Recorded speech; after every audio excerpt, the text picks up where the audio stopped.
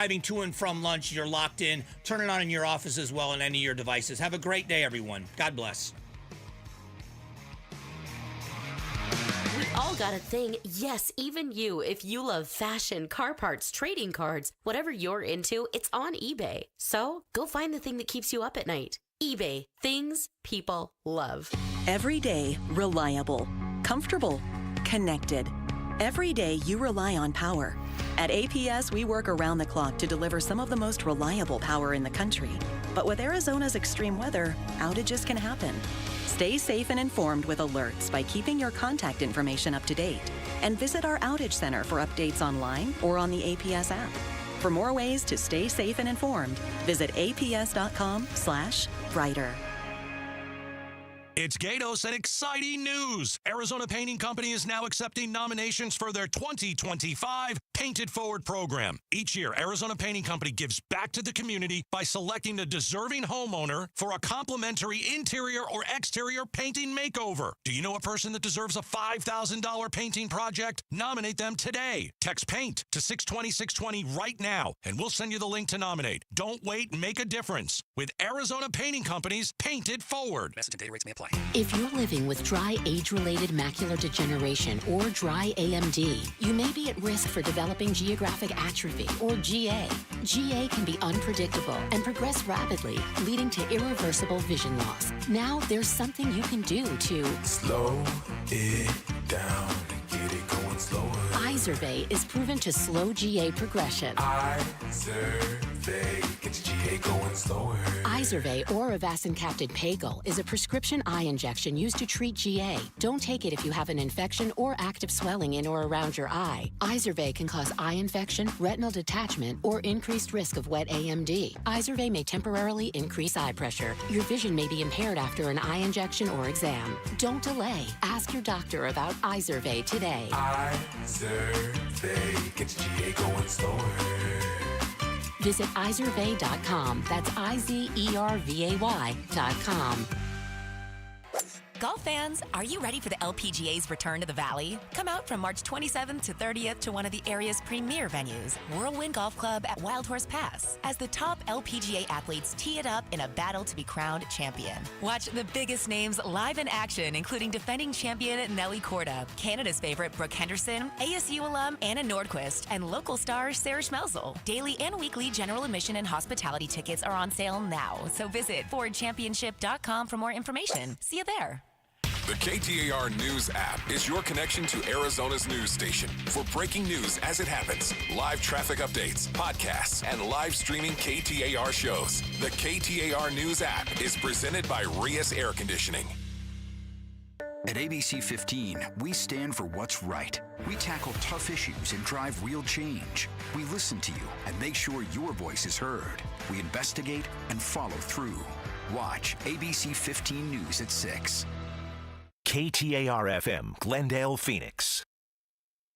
The trusted voice of the Valley for more than 100 years. This is the KTAR News Expansion. 15 minutes of commercial-free, nonstop news, traffic, and weather starts now. Good afternoon. It's 12 o'clock. I'm Bill O'Neill. An officer-involved shooting leaves a suspect dead overnight. I did not sleep, and I would often get up in the middle of the night. When I finally did go to sleep and she finally was sleeping, I would get up to check if she was breathing. Help for mothers struggling postpartum. And what will President Donald Trump's immigration policies mean for our state? We will take a closer look during a KTAR News and ABC 15 special on immigration in Arizona today. Catch it live right here at KTAR.com and at the KTAR News app following our noon news expansion. First, our top story. Months after the U.S. Department of Justice found a pattern of civil rights violations and excessive use of force, new reform in the Phoenix Police Department's use of force policy not sitting right with a local law enforcement union. Phoenix Law Enforcement Association President Daryl Kripling says the new Phoenix PD language on use of force, that it can only be used when, quote, objectively reasonable, necessary, and proportional, end quote,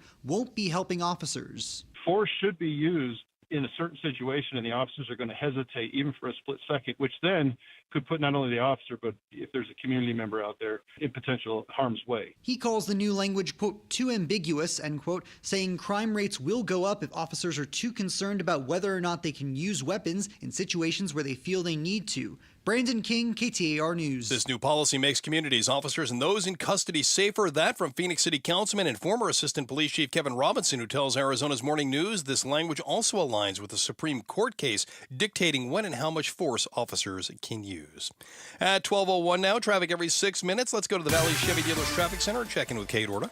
Thanks, Bill. We've got a couple of surface street crashes to report. One Thomas Road east of 75th Avenue, a wreck 35th Avenue in Van Buren, and a crash 24th Street and Oak. I'm also seeing some slowing around the curve on the I-10 westbound to the northbound I-17 there. No crash to report at this time, but we'll keep an eye out. The traffic report is brought to you by YRefi. Don't let private student loan debt ruin your life. Go to YRefi.com. That's YREFY.com. That's traffic. Kate Orta, KTAR News. Partly cloudy this afternoon, high of 80 today. Mostly clear overnight, down to 52. A mostly sunny Thursday with a high again of 80 degrees. Mix of sun and clouds out there right now. 69 in Scottsdale. Weather is brought to you by Howard Air. An officer-involved shooting overnight, leaving a suspect dead there at the scene. The Phoenix Police Department says no officers were hurt in that incident at 1:45 this morning at 15th Avenue and St. Kateri Street. An investigation continues. We'll bring you updates on the story as we get them. City of Phoenix looking for input now on its next chief of police. Right now, the Phoenix Police Department is in search of a new leader, and they're calling on the public to help. Put out a survey asking questions like, what qualities do you believe are important for the next chief? And if you had the chance to ask police chief candidates one question, what would it be? 2 internal surveys among police officers show members of the force overwhelmingly said they did not want their police associations to support Sullivan for the permanent job. We've learned some initial screening interviews have already been completed in the search for a permanent chief. That's Faye Fredericks with our TV partners at ABC 15. Finalists for the chief position will make their case to the community at a March 19th community forum.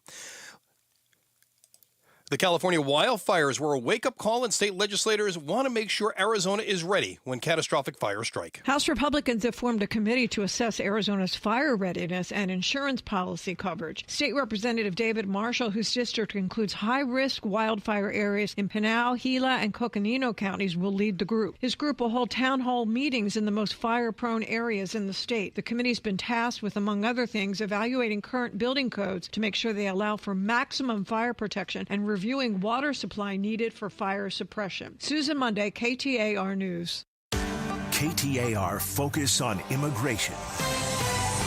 Well, Arizona has around 140,000 students from families with at least one undocumented member. Now we're learning more about the impact of President Trump's immigration policies on education and migrant families across the state. On his first day in office, President Trump oversaw a change in federal policy allowing Immigration and Customs Enforcement, or ICE, to go into schools and remove people suspected of being in the country without documentation. Here in Arizona, that's caused concerns in migrant communities. Jose Patino is with immigrant and student advocacy group Aliento. He navigated schooling in his youth as an undocumented student and says families in similar situations today are scared. We cannot guarantee the school safety, so it's giving extra burden on teachers, counselors, and principals. Arizona Superintendent of Public Instruction Tom Horn shares the concern that kids will miss school and as a result suffer academically, but he urges parents to not worry and says legally ICE cannot be stopped from entering a school. They should send their children to school.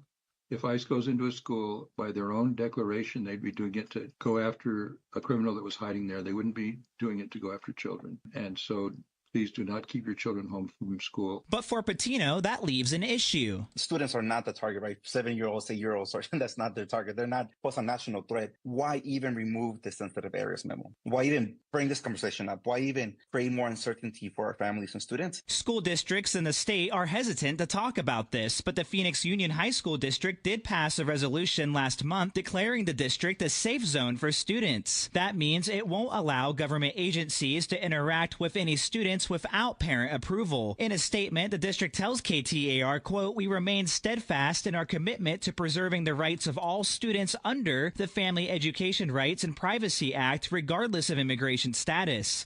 Patino adds there are many families in Arizona that might not see the federal immigration policy changes as a big deal because they're not impacted by them. But he also explains, it's something that you cannot avoid. I know that individuals who live in certain other areas, for them, it's something that they never have to think about or they never encountered.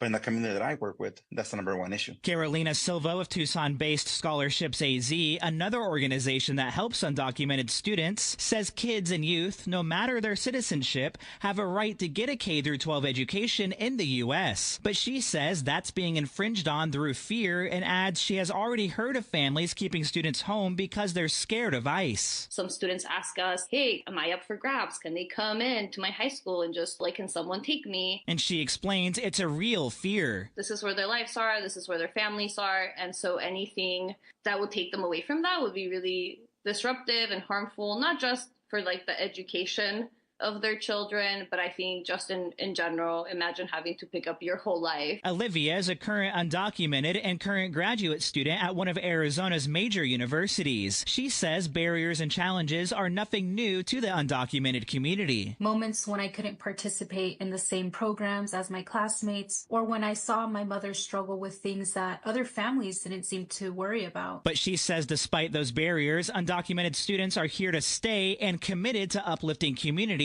even those that have rejected them. We need to keep undocumented workers, students, entrepreneurs in their communities. It benefits everyone, strengthening their local communities and fostering inclusive growth. Fallon Overstoles, KTAR News. And again, we will have much more during our KTAR News and ABC 15 special on immigration in Arizona today, immediately following this noon news expansion.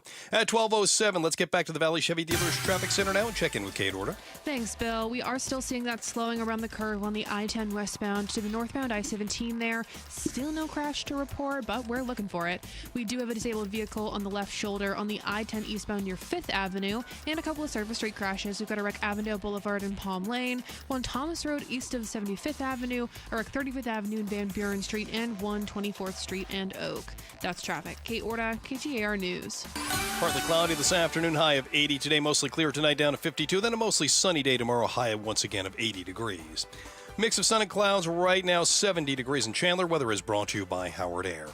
At least 20 states under snow and ice alerts from Louisiana to Delaware as a major winter storm moves east. Warnings up from Norfolk and Hampton Bay, Newport News, down to just north and east of Raleigh. And that's where the heaviest snow today is going to fall, but there will be ice concerns on the southern side of it. The majority of the big storm gone by Thursday. That's ABC News Chief Meteorologist Ginger Z. A key discovery for investigators in Toronto, where a Delta flight flipped over while landing Monday. The black boxes have been recovered. Hours before the crash, the airport tweeting, "The snow has stopped coming down, but frigid temperatures and high winds are moving in. Our airfield team has continued their work throughout the night to clear critical areas so planes can safely arrive and depart." At the time of the crash, winds gusting up to 40 miles per hour. That's ABC's Gio Benitez. First lawsuit's now been filed after the deadly collision between a passenger plane and a helicopter. In what's likely to be the start of a lengthy legal battle after one of the deadliest aviation incidents in recent history, the family of a passenger who died in the mid-air collision near Washington, D.C., filed legal claims against the Federal Aviation Commission and the United States Army earlier this week, seeking $250 million in compensation.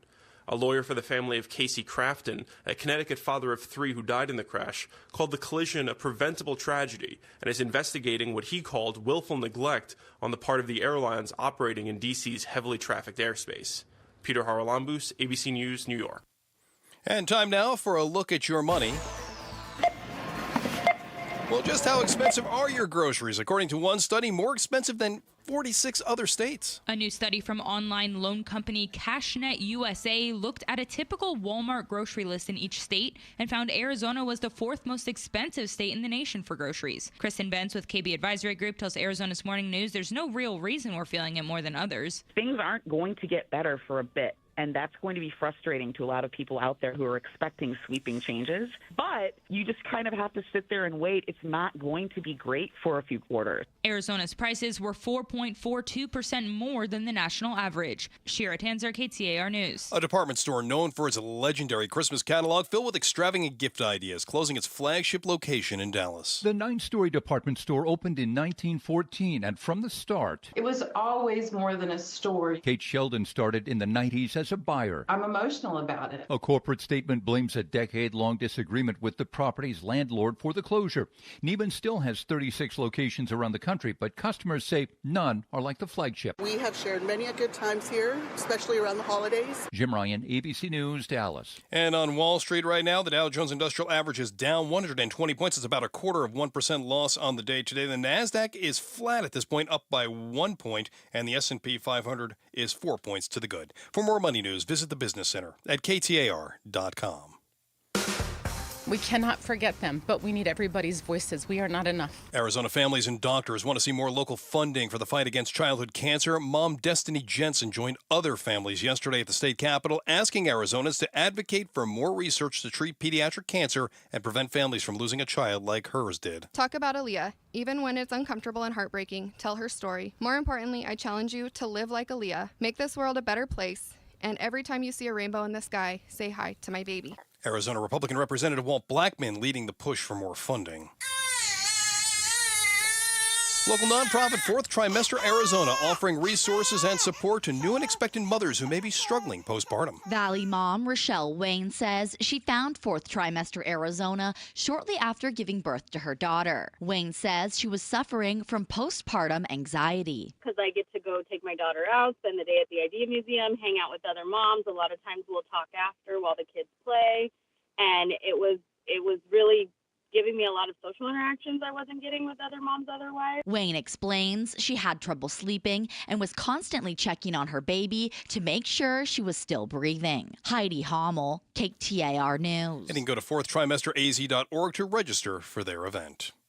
Time now for the KTAR Timeline with Patricia Valencia. It's brought to you by Beatitudes Campus. It's February 19th, and back on this day in 1878, Thomas Edison is awarded the U.S. patent for the phonograph. Patent number 200,521, the phonograph, better known today as the technology that made the modern music business possible. It was the first device to both record sound and play it back. Edison devised a method for capturing a passage of Morse code as a sequence of indentations on a spool of paper. He then thought that a similar feat could be accomplished for the telephone. Edison and his mechanic worked on the invention through the fall of 1877 and quickly had a working model ready for demonstration. The patent specified a particular method for capturing sound on tinfoil-covered cylinders. The next critical movement in recording technology came courtesy of Edison's competitor in the race to develop the telephone, Alexander Graham Bell. His new improvement is what led directly to the successful commercialization of recorded music, and it happened back on this day in 1878. One more check of your noontime drive now with Kate Orta live from the Valley Chevy Dealers Traffic Center. Thanks, Bill. I'm seeing reports of an abandoned apartment fire, 25th Street south of Van Buren. Crews are on scene. You can use Washington Street or Van Buren to get around that, and 24th Street to go north-south. Main lines otherwise moving pretty smoothly. A couple of surface street crashes to report here. We've got Avondale Boulevard and Palm Lane, and one Thomas Road east of 75th Avenue. That's traffic. Kate Orta, KTAR News. Partly cloudy skies this afternoon, high of 80. Today, mostly clear tonight, down to 52. Mostly sunny tomorrow with a high of 80 degrees. 70 degrees right now, and Goodyear weather is brought to you by Howard Air. Whether replace or repair, call Howard Air. This KTAR News expansion is brought to you by Sweet James. If you've been injured in an accident, call Sweet James. Well, what will President Donald Trump's immigration policies mean for our state here? We will take a closer look during KTAR News and ABC 15 special on immigration in Arizona today. That coming up right here next. KTAR News 92.3 and the KTAR News app. A KTAR News and ABC 15 special. Immigration in Arizona today.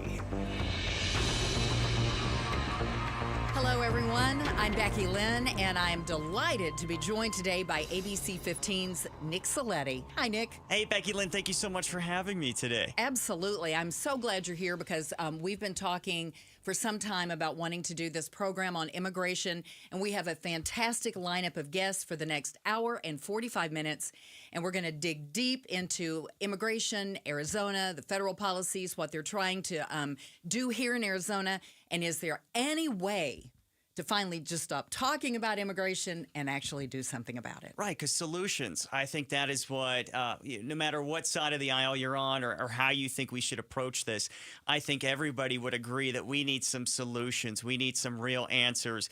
After really decades and decades of debating, we need to see something done about this. And that's what we hear from our viewers. I'm sure you hear the same from your listeners as well. All the time. And so we're going to start with today 2 reporters, our Heidi Hummel from KTAR and Ben Brown from ABC 15, who have both done extensive stories at the border. And let's start with Heidi. Heidi, what are you seeing? What have you seen that's going on right now? So this past week, I sort of examined how President Trump's federal immigration policies since he took office last month are impacting us here in Arizona.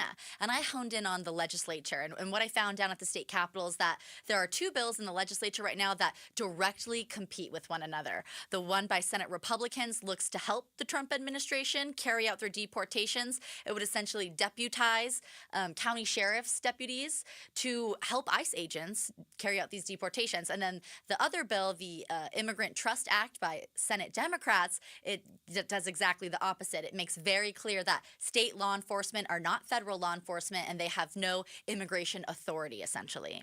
So this is the AZ ICE Act that the Republicans are talking about.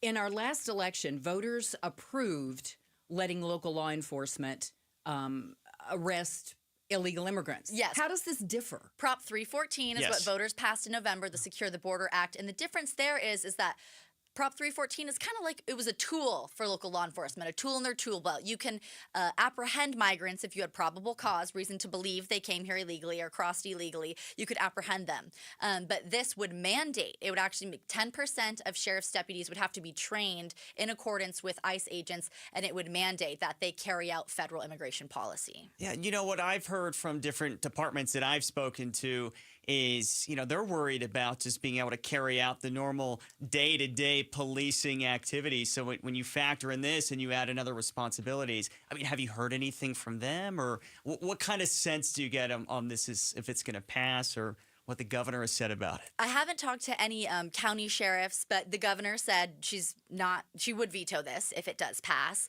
And, it's just, when I interviewed Senate President Warren Peterson, he's behind the Arizona ICE Act about it, he said this is just to have, county sheriffs that they cover the whole state would be essentially cooperating with the Trump administration. This is already going on. Deportations have been in full swing from federal law enforcement since he was inaugurated. And this would just make sure that our state law enforcement are on the same page as the Trump administration. Ben, are you seeing similar things? Yeah, no, I am. And to Heidi's point, we're seeing a lot going on with the immigration front. That was a key promise from Trump in the campaign. Obviously, he's trying to make good on that promise. We've seen a lot of protests down at the Capitol, protesting what Heidi mentioned, Senate Bill 1164. To Nick's point, in terms of county sheriffs, I spoke to Cochise County Sheriff Mark Daniels, and he told me he's excited for this bill. I mean, essentially, they're already doing this anyway. He said they're already cooperating with ICE and federal immigration officials already, so it wouldn't be a big change, but he is working with ICE officials now. Other sheriffs, for example, Nanos from Pima County, who's a Democrat, says they're not going to be pseudo ICE agents. They're not going to really be working with ICE. They're going to be focusing on the day-to-day local law enforcement policing. Like you mentioned, Nick, when some sheriffs see this as like an added responsibility to their list and a whole list of things that they already have to do. Other sheriffs say we're already doing this anyway, and this is part of our responsibilities. So. I remember being a couple months ago in San Luis right before Thanksgiving. So San Luis and Yuma County, speaking to police there, that was the concern they had is, well, look, we're still struggling to just do our day-to-day things. To pick up, though, you had interviewed Sheriff Daniels yesterday. What did he tell you about what he has seen so far? I know we're just a couple weeks into the second Trump administration. What is he seeing so far? Yeah, he said night and day. He said the policies so far, now when Trump has only been in office about a month, but he's enacted a slew of executive orders targeting immigration to kind of make it on that promise, mass deportations. He's suspended asylums. He's targeted cartels as terrorists. Different executive orders like that Sheriff Daniels has said has really made a big impact on the border. He said now they're not so much seeing these encounters. They're now focused on drug trafficking, smuggling, human trafficking, what they really want to be focusing on, as opposed to before where they said they were really having to spend a lot of resources on give-ups, people who would come across the border and just give themselves up to law enforcement and then seek asylum. So. You mentioned that one of the things that they're looking for is people that they suspect have crossed the border illegally. What would be their suspicions unless they see them coming over? Exactly. Well, with the Secure the Border Act, that's kind of what you need to actually witness someone crossing illegally, not through a port of entry, right? There's ports of entry where you cross at the border, and crossing the river. Yes, in between it's a desert. So if someone's out in the middle of the desert, there's no really reason to be out there. So that would be probable cause under Prop 314. But with ICE is carrying out people, they use software, I believe. They have databases that can tell people where undocumented people might be, and but racial profiling is a concern. It is a concern that we've been hearing. Right. And I actually spoke with State Rep Teresa Hattathley, who said she heard from a constituent that a Navajo woman was detained by ICE in Scottsdale and questioned. Yes. So when I reported on this story, I reached out to ICE, and ICE told me that they use these data softwares to find where undocumented folks might be, and that they had reason to believe that there were undocumented folks at this workplace. So she just the Navajo woman got caught up sort of in everything, but was released after she showed her certificate of Indian blood. So that's also what we're hearing from the Native American community is what sort of identification do you need to keep on you in case you do get stopped by ICE? And that's frightening for a lot of people to think that they would just be coming in and you have no reason to be worried, you don't think, and then all of a sudden someone comes in and wants essentially show me your papers. Yeah, and this is what State Senator Hattathley told me is that she says we don't hear these stories like this happening with Russians, with Australians. She said it's only people with brown skin. Right. Wow. Yeah, and to piggyback off that, we've seen that in our reporting at ABC 15. Our colleague Rachel Louise just reported on an Iraqi veteran who was detained by ICE, even though he was here lawfully from Trinidad. My sources have told me on 2 occasions. One is a Venezuelan national who has a work permit here legally as well. He's detained, and now he's going through court proceedings in Eloy.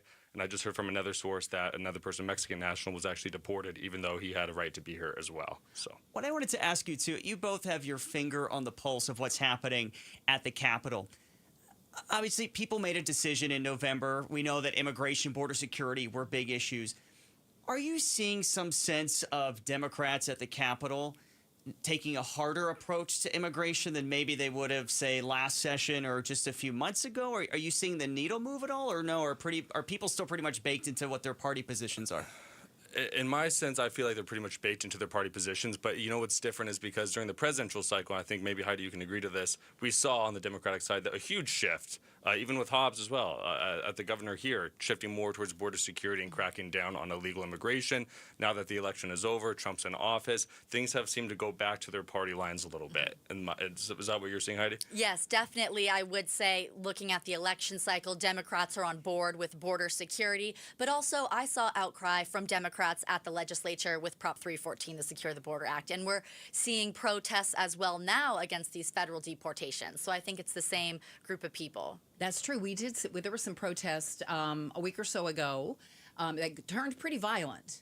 I think it was at the Capitol and in Glendale. And Nick, you had said something about hearing there might be some protests kind of scheduled, like that people were going to be continuing those? Yeah, and Ben, feel free to fill us in too on this, but what we had heard was at least weekly for the foreseeable future that there would be these organized protests, to Becky Lynn's point. Correct. They're going to do these protests scheduled every Monday for the indefinite future, protesting, like Heidi said, Senate Bill 1164, different immigration policies from Trump, but also it's kind of merged into not just immigration.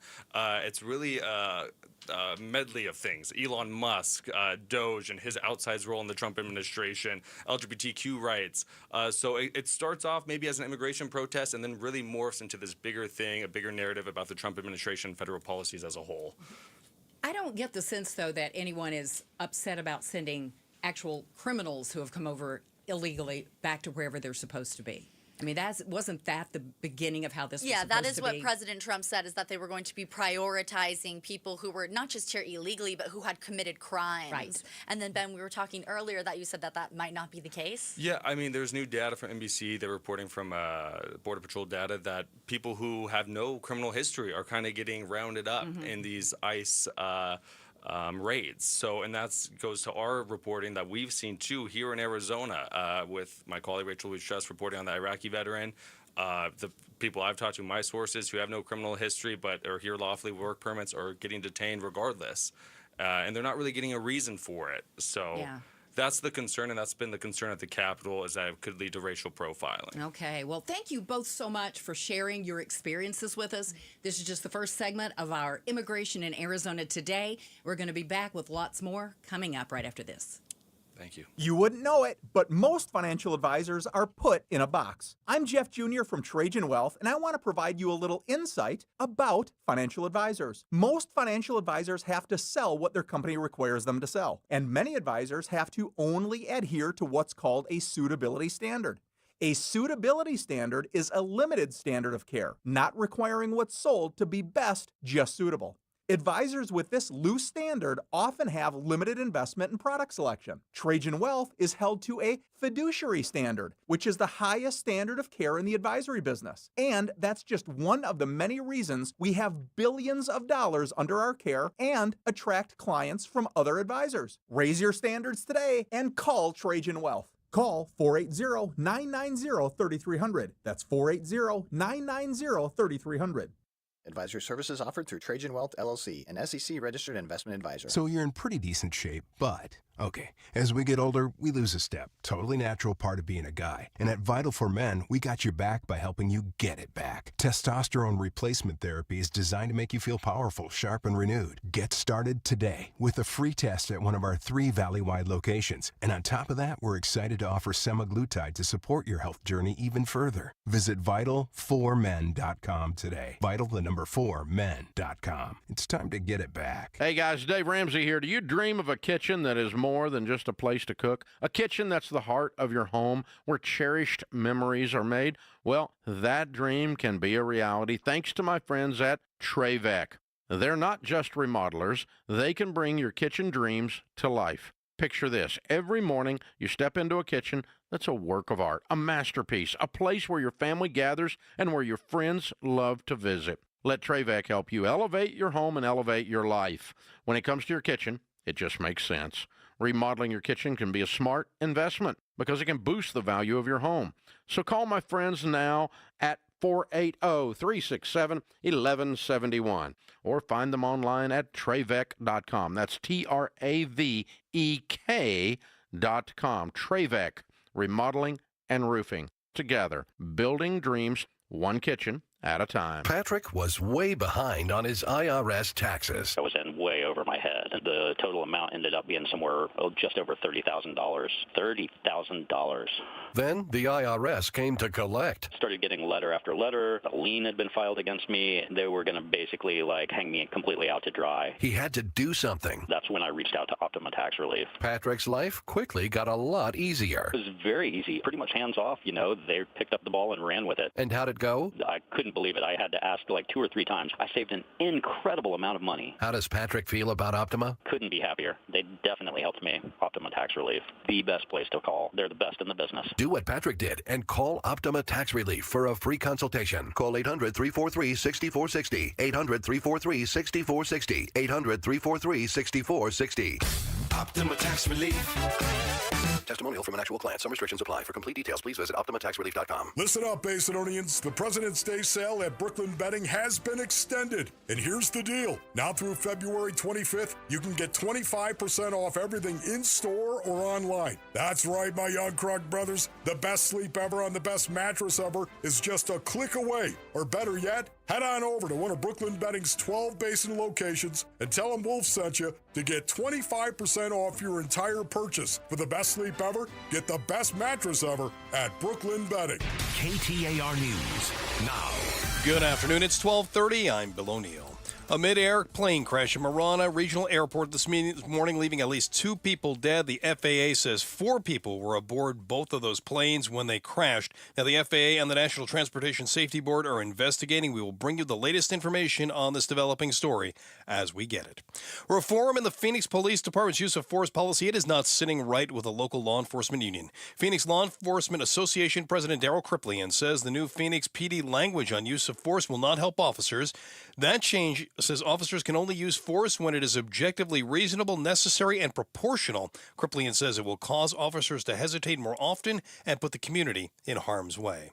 Meanwhile, one city official and former police leader in favor of the changes in the use of force policy for the Phoenix Police Department. City Councilman Kevin Robinson is the former assistant chief for the Phoenix Police. He tells Arizona's Morning News the policy is now in line with the Supreme Court case that dictates when and how much force police can use. It carefully articulates the facts and the events that would make the use of force objectively reasonable. And what they mean by objectively reasonable is what would a standard or reasonable normal person look at it? Well, they say, hey, that makes sense. Or, oh my gosh, that was way too much. Robinson adding it's unlikely the city council will step in to make changes to the use of force policy because he says it's police who know best what they need. The Phoenix police shot 20 people in officer-involved shootings in 2024. Kate Orta, KTAR News. Generally, this is not uncommon. The Trump administration firing U.S. attorneys appointed by former President Joe Biden. That includes U.S. Attorney Gary Restaino for the District of Arizona. KTAR legal analyst Barry Markson says this is typical with a new president, and he expects President Trump to announce his new appointees as U.S. attorneys soon. A slimmed-down Department of Health and Human Services listening to the new secretary explain what he expects under the Trump administration. ABC's Rachel Scott has the story. The new secretary, Robert F. Kennedy Jr., addressed those who remain. His team telling them selfies are welcome. Kennedy declaring HHS will now study possible causes of chronic diseases. Nothing is going to be off limits. The head of the FDA's food division under Kennedy is stepping down. Jim Jones saying the firings at the agency demonstrate the Trump administration's disdain for the very people necessary to implement the department's agenda of improving the health of Americans. Once again, it's ABC's Rachel Scott reporting there. We cannot forget them, but we need everybody's voices. We are not enough. Arizona families and doctors want to see more local funding for the fight against childhood cancer. Mom Destiny Jensen joining other families yesterday at the state capitol, asking Arizonans to advocate for more research to treat pediatric cancer and prevent families from losing a child like hers did. Talk about Aaliyah. Even when it's uncomfortable and heartbreaking, tell her story. More importantly, I challenge you to live like Aaliyah. Make this world a better place. And every time you see a rainbow in the sky, say hi to my baby. Arizona Republican Representative Walt Blackman leading the push for more funding. At 12:33 now, let's get a check on what's happening on the roads in the Valley Chevy Dealers Traffic Center. And we are looking pretty good around the area right now. We do have a crash still working at North Avondale Boulevard and West Palm Lane. This is happening in Avondale right now. Otherwise, things moving pretty smoothly across those main lines around the valley right now. Traffic is brought to you by AZ Trim Light. Fall in love with your home this month with AZ Trim Light. Get permanent outdoor lighting to celebrate any occasion. Go to aztrimlight.com for your free quote. And your forecast, partly cloudy skies is what we'll see this afternoon, a high of 80 degrees. Today, we're mostly clear overnight, down to 52 by morning. A mostly sunny Thursday with a high of 80 degrees. Sunshine Friday, a high of 78. And then another sunny day on Saturday with a high of 81. Lots of sunshine is what we're seeing out there right now. 71 degrees in Mesa. Weather is brought to you by Howard Air. Whether replace or repair, call Howard Air. I'm Bill O'Neill on Arizona's news station, KTAR News. KTAR News 92.3 and the KTAR News app. A KTAR News and ABC 15 special. Immigration in Arizona today. We would like to welcome you back to our special Immigration in Arizona today. I'm ABC 15's Nick Ciletti here alongside KTAR's Becky Lynn. So excited to be here with you today. Our news partners, KTAR, because we know this is such an important conversation, Becky Lynn. It is, and it's something that we talk about not just in the news, but, covering stories, but we talk about it on our talk shows as well, and we hear a lot from our listeners and have guests come in, and so, yeah, it's one of the biggest, most politically charged topics, I believe, in Arizona and all across the country as well. Yeah, so our goal is to try to bring in different voices, different perspectives for the next hour and a half to try to just fill in the blanks for people and connect the dots a little bit to see where we are, who's being impacted, and what the next steps are. And there are a lot of different avenues to this. Our guest this segment is Mari Rabago, who is a longtime Arizona journalist. Madi, you were with Univision for like 20 years, correct? Definitely. I was serving my community for about 20 years. I completed a Univision in California and Arizona. So thank you guys. It's an honor to be here with you guys today. Very excited about the conversation because regardless of what political aisle we are in the topic of immigration, I know it's a topic that is impacting and will impact us in the long run, all of us. Can you take us back? Earlier I said, let's go into the way back machine because there is one. We've been talking about immigration in Arizona, different laws, different bills, different things that have been done here that have resonated all across the country in bad ways many times. You've covered them all. Can you take us back a little bit? Well, as a journalist, because I'm wearing different hats. I'm an immigrant, I'm a business owner, and I'm a journalist. So you take and pick what hat you want me to answer with that. Yeah. But in that regard, to that question, it's sad to me, and now I can actually give my opinion. I'm not in the traditional media.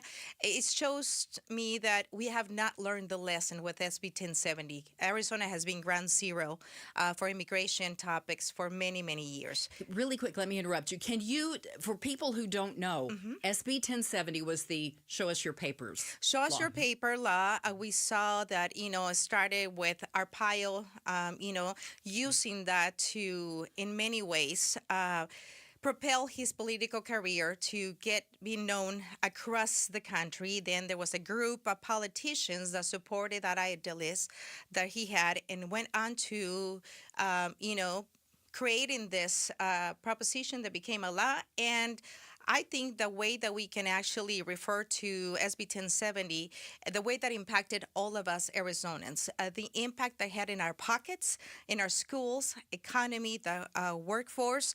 And when you think about the actions that are being taken now across the country, it shows us that lesson, that hard lesson, and I would say because I'm pretty sure you guys remember driving by different areas in our state and seeing the empty retail malls.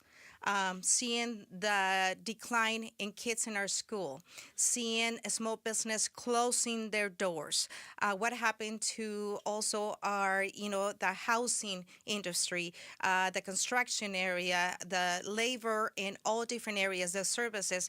So to me, it's heartbreaking because we did not learn the lesson. And now the lesson that we will learn as a country, it will take decades for us to recover from the impact that these actions will be taken in all of us as citizens or residents or people that we coexist in this country. Yeah, SB 1070 signed into law back in 2010. We all remember that. Yes. I was working in Yuma at the time, but I was still here in Arizona and remember the day former Governor Brewer signed it into law. You were comparing it, or let me ask you this. How would you compare what we saw in SB 1070 to what we're starting to see now? This is SB 1070 and steroids. And help me with that word because I always butcher it, right? On steroids. On steroids. Yes, thank you so much. You remember, I'm still with that accent and I'm proud immigrant, but yes, we're the melting pot here in the United States. So think about the impacts, the numbers of that we saw in that decline in our economy. And I know later on, one of your guests is Monica Villalobos from the Hispanic Chamber of Commerce. I would highly recommend every business owner, every politician in this country to look for datos. You can get that link on their website. And it's a compilation. It's like the Bible for many of us that we're in business to know about the Latino buying power, the workforce, and the impact. So they have a lot of information on how this will impact all of us because as you said, you were in Yuma, so you remember the lettuce fields in all that area. What happened with SB 1070? How many farmers were complaining the economy impact? When we as mothers went to the grocery stores to get our food, the impact in our bills is we're paying. So this is going to be across the country, left and right. You see that on social media already. A lot of farmers complaining.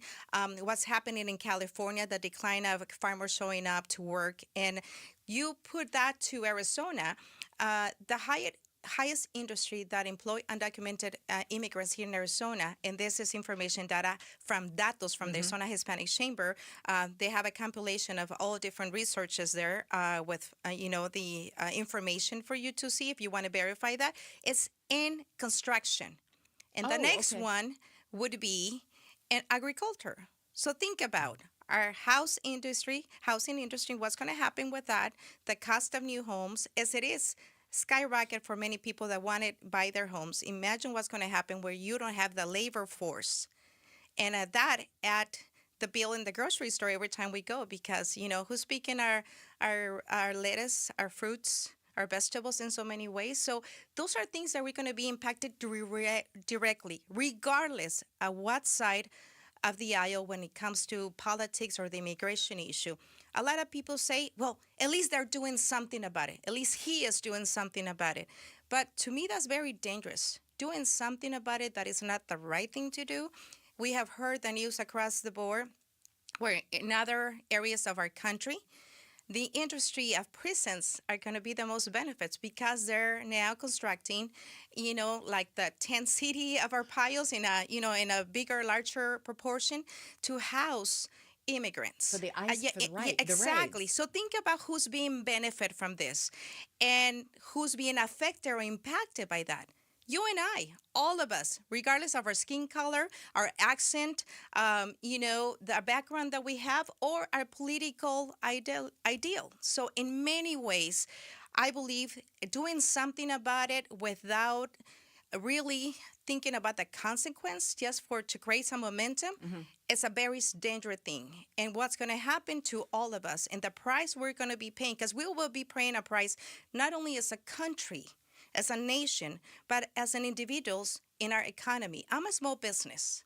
You are. You own Mari Rabago Productions, and it's marketing. And it's a marketing agency. You work with Latino businesses in particular, actually, right? no. Oh. I serve my Latino community, but we are the bridge to the Latino buying power. So I work with a lot of organizations that want to communicate their products and service. A lot of those clients are in somehow serving the underprivileged communities, which is Latinos and the rural areas and you name it. So think about what's going to happen to those programs, those organizations with the DI, diversity inclusion action that it took to. So this is it's a large scale in all different fronts that we will be impacted.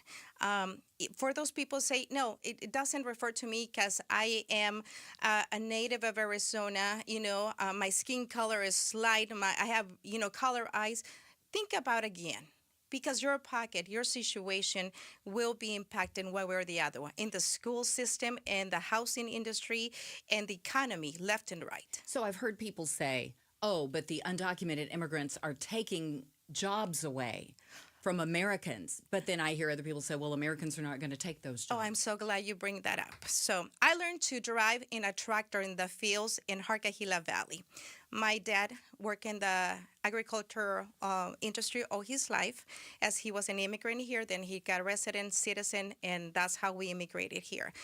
I still would love to see one person of light skin color that was, in my household is the perfect. The sister next to me is light as your hair and your skin color, but we're Mexican, right? We're immigrants, but I don't see the natives going to fight for those jobs. In the service industry, when you go to any restaurant in a fancy area like Scottsdale, who do you see in the kitchen? And that's just my question to you. For those of us that love to dine and wine, right, around, when you go and look at your new construction for the house, who's constructing that? When you go to the fields in Yuma, like you were there in the agriculture area, who's picking those lettuce? Who's picking the vegetables? You're absolutely right, Mari. Mari Rabago is our guest, and from Mari Rabago Productions, and longtime journalist here in the Valley with such a depth of knowledge about this issue. Thank you for joining us. We appreciate it so much. It was a pleasure being here with you guys. Yes, Thank absolutely. you. Thanks. Great perspective. And we have lots more coming up on our Immigration in Arizona Today show. Please stay with us right after this. Right now is a great time to start making smarter money decisions. Dave Ramsey here. Give the outside of your home some greatly needed curb appeal with Rhino Shield permanent ceramic coating. It's a great alternative to paint. Painting your home with traditional paint means you'll have to repaint every 4 to 5 years, costing you more and more money. But when you use Rhino Shield permanent ceramic coating, you won't have to touch the exterior again for years. In fact, Rhino Shield comes with a 25-year warranty. With Rhino Shield, your home will always look like it's just been freshly painted. Guaranteed. No chipping, no flaking, no peeling, no kidding. So if you're thinking about painting your exterior with traditional paint, please call Rhino Shield first for a free estimate. Rhino Shield is perfect for the Arizona climate. Tell them Dave Ramsey sent you to receive 15% off the regular price. That's 855-487-4466 or visit rhinoshieldaz.com. Every day, reliable, comfortable, connected. Every day you rely on power. At APS, we work around the clock to deliver some of the most reliable power in the country. But with Arizona's extreme weather, outages can happen. Stay safe and informed with alerts by keeping your contact information up to date. And visit our outage center for updates online or on the APS app. For more ways to stay safe and informed, visit aps.com/brighter. What will happen with your estate when you pass away? By protecting your estate with a living trust, you could ensure that your home and your other assets will be seamlessly passed on to who you want when you want. Plus, if you're at least 60 years old, you can save 65% on a living trust with RJP Estate Planning. If you're relying solely on a will to pass down your assets, your estate could be tied up in probate court for years and cost tens of thousands of dollars in legal fees. And the people you love would have to pay these fees up front before they could get what's left of their inheritance. But you could avoid this by contacting RJP Estate Planning, who's helped over 40,000 families since 1995. To save 65% on a living trust, call 480-896-9597 by February 19th. That's 480-896-9597. 480-896-9597. Creative Environments Design, Pool, Spa, and Landscape. 75th anniversary this year. #1 by ranking Arizona in landscape design, build, and pool season is right around the corner. They've got some great ideas at creativeenvironments.com, the new pool trends that are happening. Get ready for pool season when you're ready to cool off. Have a beautiful space to do it in and one that will be the envy of the neighborhood. Go to creativeenvironments.com. Do it right now. You're going to love these guys. creativeenvironments.com. A KTAR News and ABC 15 special. Immigration in Arizona today. Welcome back.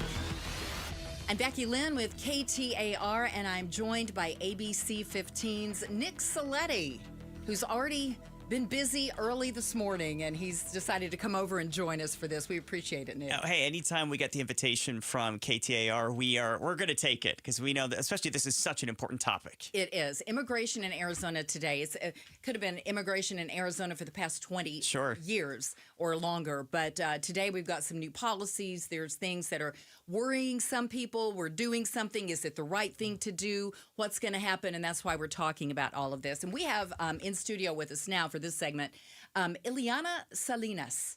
Ileana is with Aliento, and she is the program coordinator for, please say it for me, Ileana, so I don't mess it up. Cultiva. And that's art and therapy for DACAs and dreamers. And young people, Nick and Ileana, we know the DACA and dreamer people are, it's really rough on them. Yeah, and we have tens of thousands of dreamers in Arizona alone. And this is something, Ileana, that impacts you very personally. Yes. Tell us your story. Yeah, so I came here when I was 15 years old with my family. We were running away from violence at that time, and I came here in the middle of high school, had to learn English really fast to figure out how to graduate. I was able to graduate and applied for scholarships at that time. Prop 300 passed, and it was out of like 8 scholarships that I got, I only was able to pay for school for a few semesters, but eventually I was able to get my degree and become self-sufficient, paying taxes, and part of what I studied was about therapy, and also I went through a a period where I was in removal proceedings, but thankfully I didn't have any criminal record at that time, and I don't have any right now either. Mm-hmm. And so I think that the reason why there's a lot of talk right now about like this is trying to stop like trying to deport criminals, but in my case, in my story, is I have done the best I can.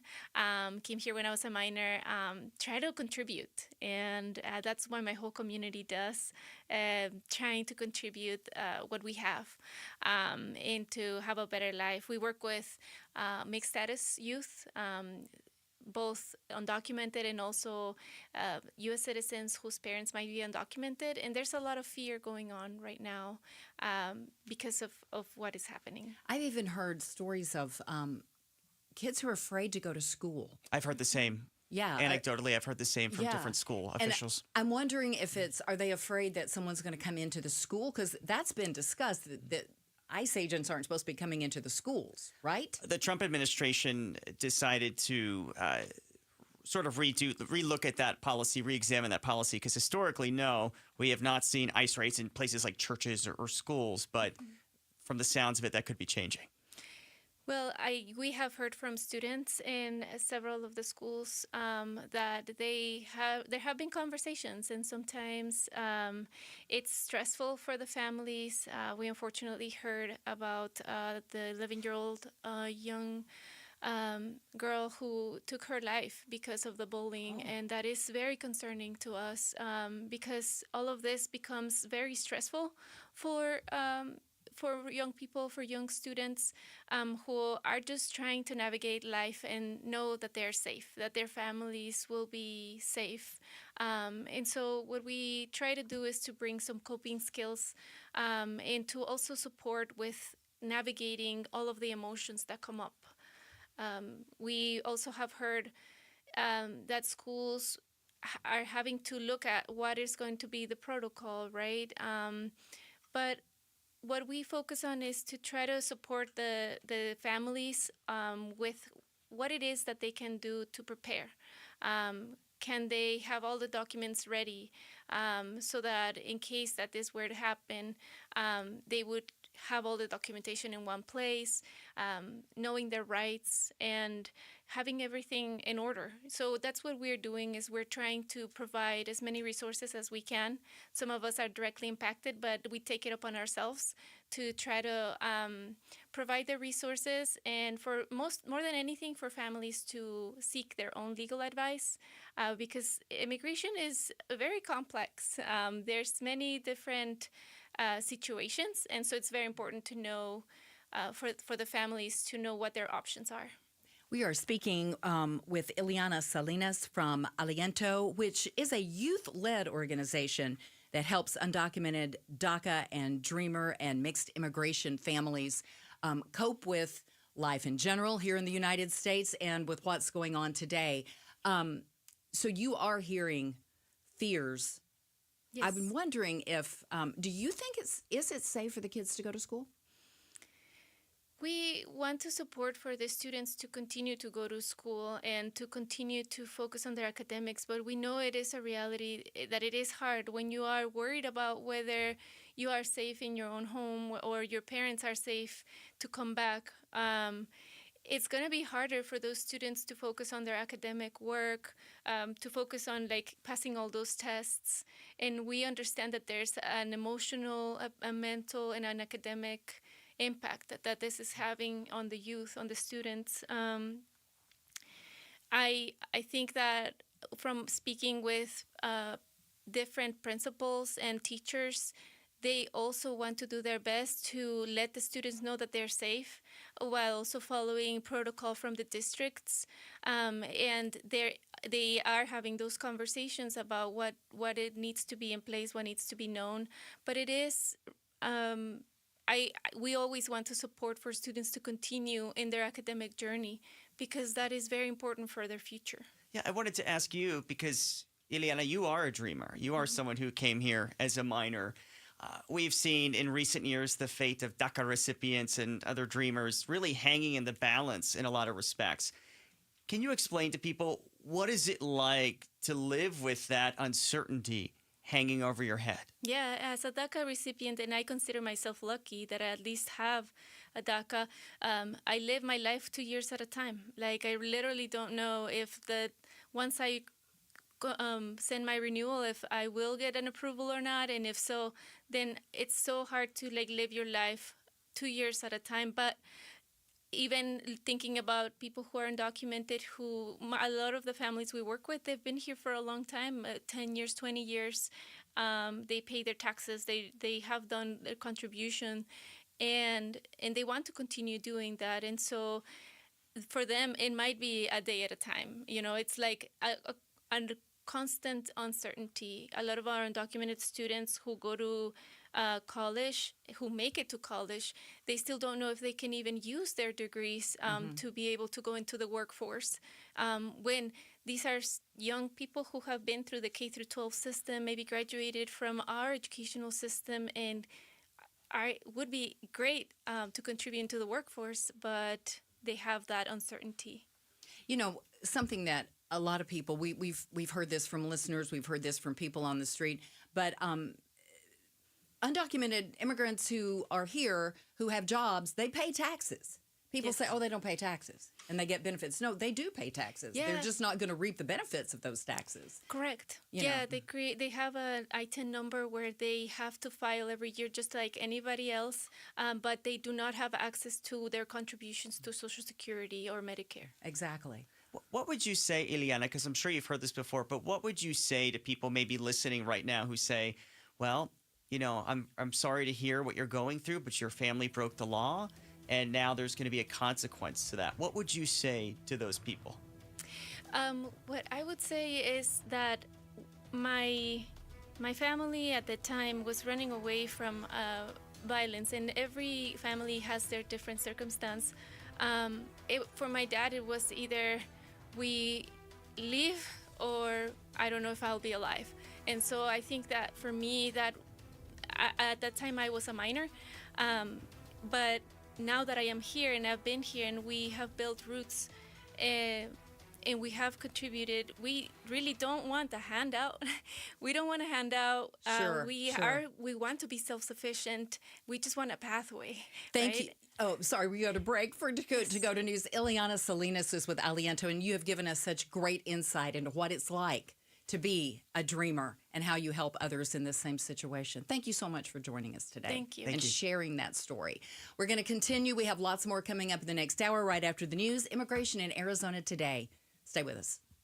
You can lose weight easier and faster with Red Mountain Weight Loss. Discover the power of semaglutide and tirzepatide, the breakthrough GLP-1 medications that are transforming lives. You lose up to 15 pounds a month without feeling hungry or deprived. And for a limited time, $100 off any GLP-1 program and get the lowest prices of the year. Don't wait to lose 15 pounds this time next month, only at redmountainweightloss.com. That's redmountainweightloss.com. Hey, it's time to put some presidents back in our wallets during the President's Day sales event going on right now at our Desert Ford dealers. Paul Calvisi here, and take that 2024 Ford Escape, made for the everyday, ready for your getaways. And right now, you can get a Ford Credit Flex Buy with 1.9% APR Ford Credit financing for 66 months, plus $2,000 in Flex Buy cash when you buy a new 2024 Ford Escape during the President's Day sales event. Hey, you're looking for the perfect work truck or maybe a powerful weekend warrior? Ford is the #1 selling truck brand in Arizona. And right now, even better, Ram owners get 3.9% APR financing for 60 months, plus $5,000 cash back on a 2024 Ford F-150, XLT, and STX when you trade in your Ram. But hurry, time is running out on the President's Day sales event going on at our Desert Ford dealers. Click buyfordnow.com. Based on S&P Global Mobility Retail U.S. new vehicle registrations for the truck vehicle type, CYTD October 2024. Jamie West here with my friend, Dr. Patrick Maloney from Phoenix Secret for Weight Loss. I call him my friend. He's like my best bud. He has helped me take off so much weight. Tell us why the Phoenix Secret for Weight Loss program is the preferred weight loss program in Phoenix versus the other programs that offer drugs or injections. It's a natural program. You don't have to inject yourself. yourself with dangerous drugs or have side effects. And so the program is very natural. It's very easy to follow. We guide you all the way through. In other words, we give you a health coach. You get a personalized health coach all the way through the program. We're basically there to make sure that we answer every question you ever had about how to do this correctly. And we make sure that not only do you learn how to execute well, but also that you learn how to do this in such a way that you can keep the weight off and stay healthy in the long haul. Schedule your free consultation by calling 602-832-7440, 602-832-7440, or go to PhoenixSecretForWeightLoss.com. Tired of fighting for your store's last bottle of water or lugging hundreds of bottles of water each year from the store to the car to the fridge to the recycling?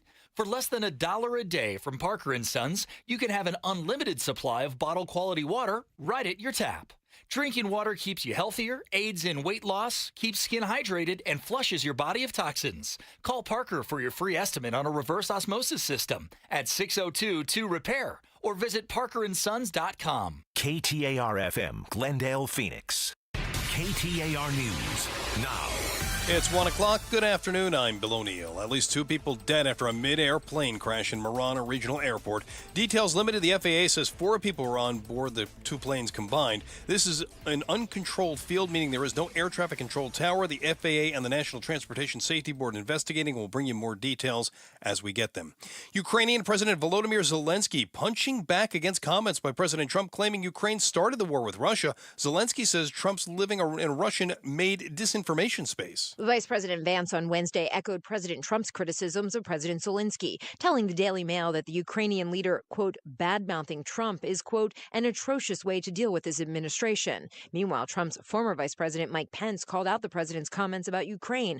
Pence writing on social media, quote, Mr. President, Ukraine did not start this war. Russia launched an unprovoked and brutal invasion, claiming hundreds of thousands of lives. The road to peace must be built on the truth. Karen Travers, ABC News, the White House. Objectively reasonable, necessary, and proportional. That's the new criteria for use of force for Phoenix police officers after a decision by Interim Chief Michael Sullivan. Darryl Kripling with the Phoenix Law Enforcement Association says it's too ambiguous. Now they've added proportional, which in my opinion is subjective. It depends on who is reading it and whether or not the force is seen as proportional. There's a lot of those different things within this new policy. Now, the change comes months after the U.S. Department of Justice detailed a pattern of civil rights violations and excessive use of force by the department's officers. Kripling says officers will hesitate more often, and that will lead to higher crime rates. However, Phoenix City Councilman and former Assistant Police Chief Kevin Robinson tells Arizona's Morning News he supports the changes that have been made to the use of force policy. Let's not sit back and Monday morning quarterback a policy that is designed to protect not just the community and the police officers, but to protect the individual that's being taken into custody. Robinson points out the objectively reasonable language comes directly from the U.S. Supreme Court case, which dictates when and how much force police can actually lawfully use. An officer-involved shooting overnight left a suspect dead at the scene. The Phoenix Police Department says no officers were hurt in that incident at 1:45 this morning at 15th Avenue and St. Kateri Street. An investigation continues, and we'll bring you updates on it as we get them. With the California wildfire still fresh in people's memory, Arizona's legislators want to make sure something similar does not happen here. House Republicans have created a fire preparedness committee to determine whether Arizona can handle catastrophic fires and whether insurance policies will cover the damage. David Marshall, whose district lies in high-risk wildfire areas in the state, sees the assignment as urgent. The committee will hold town hall meetings and public comment sessions to uncover holes in the state's current fire prevention system. The group is also tasked with coming up with a plan to reduce non-renewal of homeowners' fire insurance policies. Susan Monday, KTAR News. Now to the Valley Chevy Dealers Traffic Center. We do have a crash working Indian School Road and North 83rd Avenue in Phoenix. Otherwise, things moving pretty smoothly right now. Traffic is brought to you by your Valley Chevy Dealers. The President's Day sales event going on now at your Valley Chevy Dealers. If you are shopping for a car, truck, or SUV, stop by your Valley Chevy Dealers today. And your forecast headed up to a high of 80 degrees today under partly cloudy skies. Right now, 71 in Scottsdale. Weather is brought to you by Howard Air. I'm Bill O'Neill on Arizona's news station, KTAR News. KTAR News 92.3 and the KTAR News app. A KTAR News and ABC 15 special. Immigration in Arizona today. Welcome I'm Becky Lynn with KTAR, and I'm joined by ABC 15's Nick Ciletti. Hi, Nick. Hey, Becky Lynn, it's great to be with you today and the rest of the KTAR team, because we know this is such an important conversation, important for us to listen to people, listen to all these perspectives as we dive deeper into immigration and border security. Right, and we've been at this now for 45 minutes. We've talked to a host of different people affected and know people who are affected in different ways. And now we are going to be joined by Yuma Mayor Doug Nichols, and we're very excited. There he is, right there. He's still in Yuma, but we're joined virtually by Mayor Nichols. Thank you so much for being here today. Thanks for having me on. I really appreciate this time to talk. Yeah, the power of technology there. Mayor Nichols, great to see you again. I have lost track of how many times I've interviewed you over the past 2 years. Yuma, my old stomping grounds. I still have so many fond memories of Yuma. So thank you for being with us. Mayor Nichols, I wanted to ask you, if you can, paint the picture for us right now of what the immigration situation is currently like in Yuma. Well, so just speaking with Border Patrol this morning, they had a total of 2 people try to cross the border yesterday illegally. They had 3 people the day before. So the numbers are in the single digits now along the border in the Yuma sector, which we haven't seen literally in over 4 years. So that's the situation, and just shows how attainable things can be with people and right policies and actions are in place. So with those people, the 2 today and the 3 the other day, did they just turn them around and march them right back, or did they bring them in? Well, specifically, I'm not really sure, but I know that they've been putting nationals from other countries on flights that go to Panama, as well as other countries that are taking their citizens back. So, Panama is taking people from Russia, from all across the world to help alleviate the crisis. So, I know that we've used those flights not out of Yuma, but out of other cities where they're facilitating that transfer. Yeah, so Mayor Nichols, I was there the first time in 2023 as Title 42 was ending. And for me personally, that was the most I had ever seen of crossings every single day. So just set it up for us. What kind of a toll was that taking on your city and the surrounding community? Well, we had a peak of 1,500 people crossing in a day in the Yuma sector alone. So Border Patrol has the capability to take in right now, the way they're staffed and the way they have extra facilities, they can take in about that number a day, but it takes them longer than a day to process the previous days. And so it got to the point where they stopped picking up people. They just didn't have capacity to take them in, and people were still looking to be picked up. So they started moving through Yuma. They started, looking for resources. They started looking for the Border Patrol station, and it was very thankful that it was just one day that was the situation, because as day after day after day would progress, there would be more people on the streets without resources and few transportation options that could end up have been a very humanitarian level disaster, which is what our community is the most concerned about when we talk about people that have already crossed. Obviously, we're concerned about traffic coming through our community and what that brings with it. But if people are looking to turn themselves in, generally, we're not so concerned about them from a risk standpoint. Right. Just trying to find some place for them to go, food to eat, a warm place at night. So this is cool place. A cool place. August. That's true, depending on what time of year it is. So it's dropped just since the first of the year, or just since the Trump administration took over, from hundreds and, in this instance, thousands to 2 to 3 a day? Right. At the end of the Biden administration, we were roughly at about 100 a day. January 20th, we were just under 40 a day. And it's just been the last couple days, there's down to single digits. And it has a lot to do with what's happening on the Mexican side of the border. They have surged their National Guard to the border, and they're helping doing inspections along the port, but also reinforcing the parts you're not supposed to cross. And so that 2-nation collaboration is really part of the solution that I think President Trump and this current DHS secretary is looking to enact. Yeah, and Mayor, obviously, is the mayor of a border town. it can be a precarious position that you're in, because we know that Mexico is Arizona's #1 trading partner.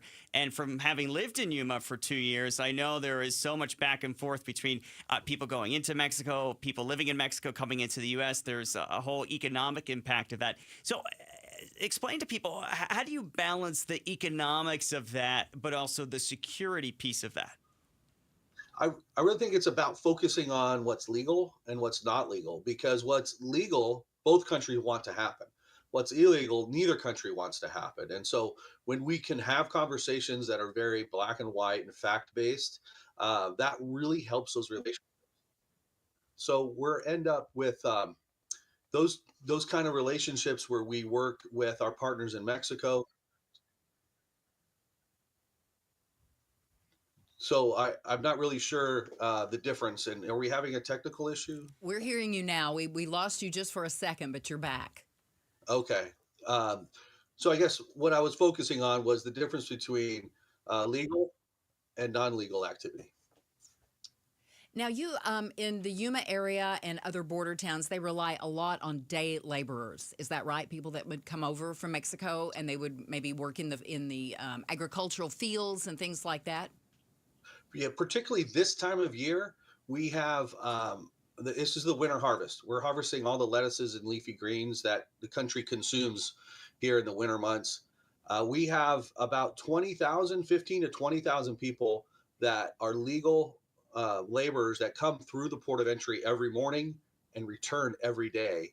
And when that happens, if those people don't come across, literally product rots in the field. So right. We are very dependent, as well as the nation is dependent upon that workforce being able to come to work every day and help out with the harvest is our biggest use. But we have a lot of uses with foreign labor sources. Are any of them concerned? I mean, I know they're legal to come over. Do they have documents that show that they can come over and work on a daily basis? They do. They either have like a green card. Actually, some of them are American citizens who choose to live in Mexico. And then most of them are H-2A visa holders. So they have documentation that shows where they're going and what their actual activities are. And you don't see any of them deciding, I don't guess, that they don't want to participate in this anymore. I mean, it is a job and it's a good paying job, I'm sure. But I don't know if they're frightened at all of being, anything happening with them. I've not heard of any of those stories, and they work very hard. It's very difficult to get an H-2A contract, and they don't want to put that at risk. So they do everything they can to make sure they're working hard and they're fulfilling those contracts. Showing up or not showing up for work isn't really an option for them. Yeah, the H-2A visa that you're referring to. A couple minutes left in the segment, but Mayor, I wanted to ask you, there is also a law enforcement piece to this. We've been hearing about different legislation discussed at the Capitol about local police having to have some kind of a role with immigration enforcement. Obviously, there was Prop 314, which passed in November. Where do you sit with that when it comes to your city's police department having to help with immigration enforcement? So we have there's two ways we help. One is through the Stone Garden program, which has been around, I believe, since either the Bush or the Obama administration. Mm-hmm. Yeah, which gives DHS, our police. Yeah. You're right. It gives our law enforcement the ability to work overtime to support Border Patrol. But beyond that, when they're doing activities in town, when Border Patrol is doing a raid or a stop, we're always there to help support them. If they're chasing down a violent criminal, we're there to back them up, as well as they back us up when we have similar situations in our city. So it's a very, very strong relationship we have with our local Border Patrol station. What about the Arizona ICE Act that's kind of out there? Would you be all for the sheriff's deputies taking the training and actually having that federal assistance levied upon them? I think it depends upon each force, because in law enforcement, we're really strained in the number of people willing to go into law enforcement right now. So if if a sheriff's department is sufficiently staffed and leadership thinks it's a task they can take on, I think they should be given that federal support. But as we know, some of these counties have really small departments, and that might be a bigger burden than really they're prepared to take. We're talking about immigration in Arizona today. Yuma Mayor Doug Nichols has been with us. Thank you so much for joining us from your home there in Yuma. We appreciate it. Thanks for having me on. Absolutely. And we're going to take a little break right now. We have lots more coming up. Stay with us here at KTAR. Hey, it's Mike Broomhead for Tombstone Tactical. This is a great resource for all of your firearms needs, for firearms, for ammunition, and for accessories. Great prices, knowledgeable staff, and excellent customer service. They have a 90-day same-as-cash program, a 90-day layaway program, depending on your financial situation, to take care of all of your needs. They are located north of Dunlap Road on the west side of the I-17, or you can always shop online right now at tombstonetactical.com. Dolphin Pools is your one-stop shop for affordable luxury. If you've been waiting to finally build your own backyard paradise, the waiting ends now. For a limited time, they're offering a free travertine deck upgrade on every Dolphin Pools package. You're invited to schedule a one-on-one consultation with one of their designers to learn more. Whether it's a cozy retreat or a grand outdoor paradise, count on Dolphin Pools to make it happen. Upgrade your Dolphin Pools package with your free travertine upgrade. Visit dolphinpools.us today. Why choose a Sleep Number smart bed? Can I make my side softer? Can I make my side firmer? Can we sleep cooler? Sleep Number does that. Cools up to 8 times faster and lets you choose your ideal comfort on either side. Your Sleep Number setting. And now save 50% on the new Sleep Number limited edition smart bed. Limited time. Exclusively at a Sleep Number store near you. Learn more at sleepnumber.com.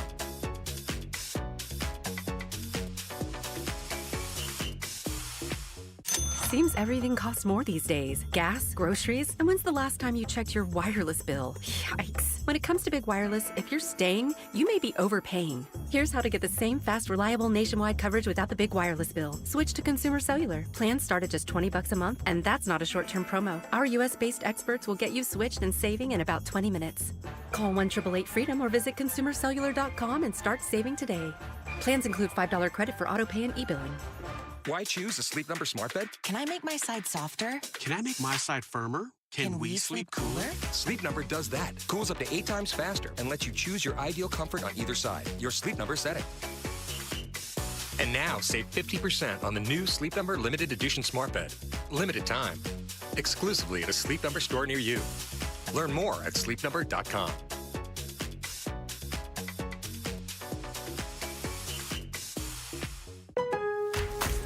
Lowe's knows that your business is built on speed and trust. That's why the Lowe's Pro Desk is here to get you what you need the moment you need it. We'll help you plan your project, calculate your materials, and pivot when your job takes an unexpected turn. And with our Pro-only checkout and dedicated Pro parking, you have what you need to tackle your job and be back on the job in no time. Just visit us at the Pro Desk. Lowe's knows pros. We help. You save.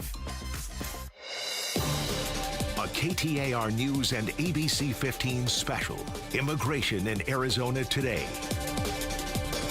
And you've been listening to the last hour to our special Immigration in Arizona Today. I'm ABC 15's Nick Ciletti here alongside Becky Lynn from KTAR. And we're partnering up because we know that this is such an important conversation as we've been listening to people across Arizona. We know there's a lot of questions about what solutions are out there and how we move forward. That's right. And this has been such a hot topic here in Arizona. And then it began to go all the way across the country, you know, over the past decade. So immigration is important to everyone. I think for a lot of people, this new edict that we bring in the criminal element, not many people are going to complain about that. We want to round up criminals. And so there's all these different elements, though, to immigration. There's illegal crossers, there's DACA recipients, there's people that are trying desperately to get their citizenship, and it takes so long. So there's a lot of different issues to look at. And we have another guest coming on now, and I think you may be very familiar with this person. It's our State Attorney General, Chris Mays. Hello. Appreciate you being here today. Afternoon, you guys. Great to see you. So you have been, over the past couple of weeks, joining some other attorneys general all across the country, and you've been suing the Trump administration over quite a few things. One of them is the birthright citizenship that he tried to put the kibosh on. Tell us a little bit about some of the different things that you're taking issue with against the Trump administration. Yeah, thanks, Becky. We did sue the Trump administration over their blatantly unconstitutional attempt to override the 14th Amendment of the Constitution, which says, as you know, that if you are born in this country, you are a citizen of this country. That has been settled law for, well over 100 years, 150 years. I mean, it is settled law.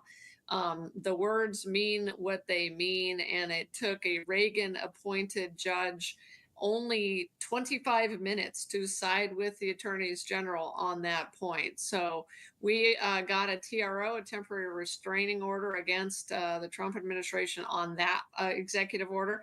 We also got a temporary restraining order against them when they tried to engage in the federal funding freeze, which is relevant to this conversation because one of the things that, believe it or not, the Trump administration wanted to do or would have done with that federal funding freeze across the board is that they would have defunded our HIDTA initiatives, which is the high impact drug trafficking areas. That's how we combat the Mexican drug cartels. That's how we try to keep fentanyl out of Arizona. As you know, Arizona over the last 2 years has been the place where 50% of all the fentanyl that's been seized in the United States is seized in Arizona. And yet the Trump administration, by engaging in this sort of very across the board sweeping funding freeze, would have defunded that and hurt our law enforcement in so many ways because we work with the FBI, we work with the DEA to try to keep drugs out of our country. Yeah, Attorney General Mays, I was going to ask you that because, if you listen to people who support President Trump, they'd say, well, he's doing this because he wants to curtail fentanyl trafficking and other illicit drugs. But what do you think is the solution here when it comes to fentanyl and border security? Because in a lot of ways, they are connected. Absolutely. I mean, in that's why I was supportive of the bipartisan border bill that would have increased the number of border patrol agents in Arizona. We do need that. We need to increase the number of Border Patrol agents in our state. We need additional funding for things like screening machines in our state that will help us keep fentanyl out at the ports of entry. I just helped co-write and am supporting a bill in the legislature that will allow our local sheriffs and police chiefs and police departments to shoot drones down, Mexican drug cartel drones down, as they come across the border. The Mexican drug cartels are sending drones with fentanyl attached to them as far as 75 miles inside our border. That's something that, frankly, I would love to see the federal government help fund and do more of. The Border Patrol does a little bit of that, but now I think we should enable our local sheriffs to help out with that. They wanted to be able to do that. My bill, along with Representative Marshall's bill, it's his bill, would make it so that there's no liability for local police in doing that. So this is something that the federal government obviously is responsible for. I mean, they're chiefly responsible for doing this. But I think, in certain areas, in certain ways, the state government can help out with it. And then lastly, if you'll allow me, I really want to see Donald Trump, the president, triple, at least, if not quadruple, the number of DEA agents that we have in Arizona. For some reason, New York and Florida have 3 times more DEA agents than Arizona does, even though we have 50% of all the seizures being made in our state. That doesn't make any sense. And I frankly don't know why President Trump hasn't done that already. He's been in office for now 4 weeks. Attorney General Mays, that's a really good point and something that has been discussed, seems like ad nauseum, that Arizona keeps getting ignored. many times over resources when it comes to drugs or illegal immigration at our border, that other states are getting more attention, and we're right here. Yeah, Becky, that's such a good point, and I just don't know why that is. It is obvious that this we are at the epicenter of this crisis, the fentanyl crisis, and my office works, as I said, in partnership with the DEA, the FBI, with the Joint Terrorism Task Force to go after this. But really, the federal government should be bringing its resources here to Arizona, and it has not yet done that. We see efforts being undertaken. I think you guys were talking about it earlier, that would actually put more onus on local government. The mayor that you were talking to was talking about that and how difficult it is already for law enforcement that's responsible for trying to make sure that our crime rates stay down. Really, the federal government needs to step up and provide us the resources that we need. And look, my office, just my office, the Attorney General's office, has seized, since I've been in office, 25 million fentanyl pills, 25 million. And we have seized 405 pounds of fentanyl. That is enough for nearly 92 million lethal doses. So it is obvious that the federal government needs to bring us more resources, and especially DEA agents, because it's really with the DEA that we work in tandem to make sure that we can not only catch the bad guys, but then also prosecute them. And then lastly, I'll tell you, one of the things that I am doing really for the first time ever, I believe, as an attorney general, is we are going to extradite back into the United States members of the Mexican drug cartel for prosecution. Oh, all okay. too often Wow. in the past, those people have fled to Mexico, and that's where they stay. I want to bring them back to Arizona and prosecute them. Sounds good. Also, I think you need to write a sternly worded letter to the president from you to try to get those extra DEA agents and all the equipment. I and agree. things. That's on my list, Becky. You read my mind. That's on my list. I think it's something a lot of people probably would agree with, is getting more help where it's Absolutely. needed, and that could be something that would get bipartisan support. I absolutely agree, Nick. It's something that I think Republicans and Democrats totally can agree with. That's why I like the drone bill as well that we are trying to get passed. It has both Democrats and Republicans on it. Everybody agrees that the Mexican drug cartel should not be allowed to fly drones 75 miles inside of Arizona and drop their payload of fentanyl inside our state. So let's give our sheriffs the ability to blow them out of the sky. I know that sounds a little dramatic, but I trust in our law enforcement. We also have something called drone jammers, which uses electronic pulses to actually bring these drones down. So let's do it. Let's give our local law enforcement officers the ability to do that. Let's do that. Attorney General Chris Mays has joined us. Thank you so much for your insight. We appreciate it. Thanks, Becky. Thanks, All right. Nick. And Thank you. immigration in Arizona today will continue right after this. Hey guys, Dave Ramsey here. Do you dream of a kitchen that is more than just a place to cook? A kitchen that's the heart of your home, where cherished memories are made? Well, that dream can be a reality thanks to my friends at Trevec. They're not just remodelers. They can bring your kitchen dreams to life. Picture this. Every morning you step into a kitchen that's a work of art, a masterpiece, a place where your family gathers and where your friends love to visit. Let Trevec help you elevate your home and elevate your life. When it comes to your kitchen, it just makes sense. Remodeling your kitchen can be a smart investment because it can boost the value of your home.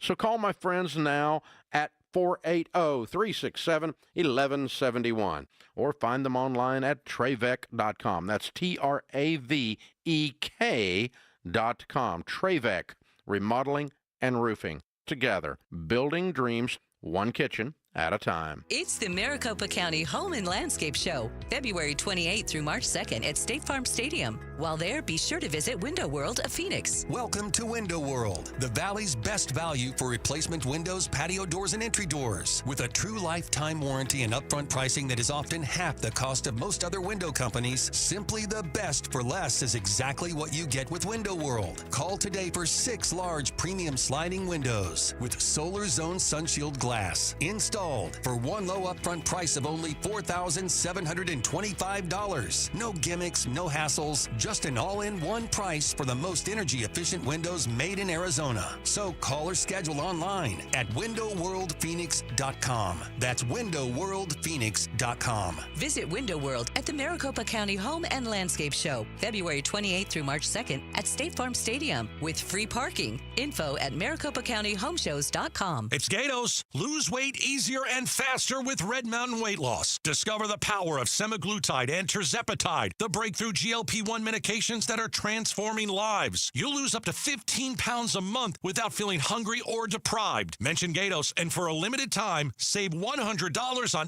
any GLP-1 program and get their lowest prices of the year. Don't wait. Lose up to 15 pounds by this time next month. Only at Red Mountain Weight Loss. Go to redmountainweightloss.com. Hi, I'm Stuart Willis, president of Asset Preservation Wealth and Tax. Will your investments last throughout retirement? Do you have a retirement strategy to minimize your long-term taxes? If not, tune into Arizona's own Asset Preservation Hour right here on KTAR Saturdays at 2 p.m. and 4 p.m. or Sundays at 2 p.m. What should you do about the current economic conditions? Stay informed and stay tuned into the Asset Preservation Hour Saturdays at 2 p.m. and 4 p.m. or Sundays at 2 p.m. on KTAR. KTAR News now. Good afternoon. It's 1:30. I'm Bill O'Neill. Governor Katie Hobbs explaining her decision to veto a Republican-backed bill that was designed to speed up elections in the state, but she says it was gutted in the early active voter list and ended early voting. I said from the beginning that I'm happy to talk to lawmakers about how we can make the tabulation process more efficient and get faster results, but I've always been more concerned with getting accurate results and, more importantly, ensuring that Arizonans don't have their right to vote curtailed. She says the bill would have been used as a vehicle to make it harder for Arizonans to vote. This is Hobbs' first veto of this new year. In Avondale neighborhood mourning the death of an 11-year-old boy killed by an alleged drunk driver Monday. ABC 15's Ashley Holden has more. Within an hour, he was just a little boy at 11 years old, being 11 years old, and now his family's got to go on without him, and so do we. Police say the young child was riding a mini bike trying to cross the street near 107th Avenue and Thomas in Avondale when he was hit by a car. He was taken to the hospital where he later died. Neighbor Michael Beltran saying the boy is friends with his grandson. But as I was telling the little kids today, that 2 lives have been ruined and 2 families are changed forever. Police say the driver was arrested and processed for suspicion of driving under the influence. We aren't naming that driver as they have not been formally charged at this time. We're told they were released pending the results of a blood test. State legislators want to make sure Arizona is ready when catastrophic fires strike. House Republicans forming a fire preparedness committee to assess Arizona's fire readiness as well as insurance policy coverage across the state. State Representative David Marshall, whose district includes high-risk wildfire areas, will lead the group. Marshall will hold town hall meetings in the most fire-prone areas of the state. Critics say the Trump administration's cuts to the federal workforce affect the World Trade Center health program, putting the health of 9/11 first responders at risk. Senate Minority Leader Chuck Schumer and other lawmakers blasting that move. The senators raise a really interesting question in their letters, saying that they can't believe that the Health and Human Services or the administration writ large would knowingly put the health of 9/11 first responders at risk. And the implication is that the administration may not exactly know who they're cutting. If bureaucrats go in and just see names on a spreadsheet without understanding what it is they do. That's ABC's Aaron Katursky reporting. Takes a village to raise a child in fourth trimester. Arizona offers a village of support to expectant and new mothers. Fourth trimester Arizona hosting their 8th annual conference at the Idea Museum in Mesa Saturday. It will include workshops on mental health, parenting style, and postpartum depression in dads. Go to fourthtrimesteraz.org to register for the event. Now to the Valley Chevy Dealers Traffic Center for a look at what's happening on the roads. Do have a crash working right now. This is in Phoenix at North 24th Street and East Oak Street. Otherwise, things seem to be moving okay around the valley right now. Traffic is brought to you by Big Bully Turf. Experience the cleanest turf ever, effortless flow by Carla. Only at bigbullyturf.com. Women owned and Waffles approved. Your forecast this afternoon, partly cloudy skies, high of 80. Today, mostly clear tonight, down to 52. By morning, we'll see a mostly sunny Thursday with a high of 80. Rounding out the work week on Friday with sunshine and a high of 78 degrees. Mix of sun and clouds right now, 74 in Gilbert. Weather is brought to you by Howard Air. With a replace or repair, call Howard Air. I'm Bill O'Neill on Arizona's news station, KTAR News. KTAR News 92.3 and the KTAR News app. A KTAR News and ABC 15 special. Immigration in Arizona today. Welcome back, everyone who's tuned in on all the different platforms. There are a lot of different ways that people are tuned in today, right here on the radio and on the KTAR app, KTAR.com, our YouTube page, and I'm sure the ABC 15 avenues as well. Yeah, abc15.com, our ABC15 streaming app, and also our YouTube page as well. All right. So a lot of ways to connect and dial in today's day and age. Hello to everyone. I'm Becky Lynn here with KTAR. With me is Nick Ciletti from ABC15, and this is Immigration in Arizona Today, a special that we began at 12:15. We've had a host of guests on, and we have learned a lot so far. Yeah, we were just talking during the break. It's been fascinating to hear all these different perspectives and just, really the coalition of voices that have been built to be able to hear all these different perspectives.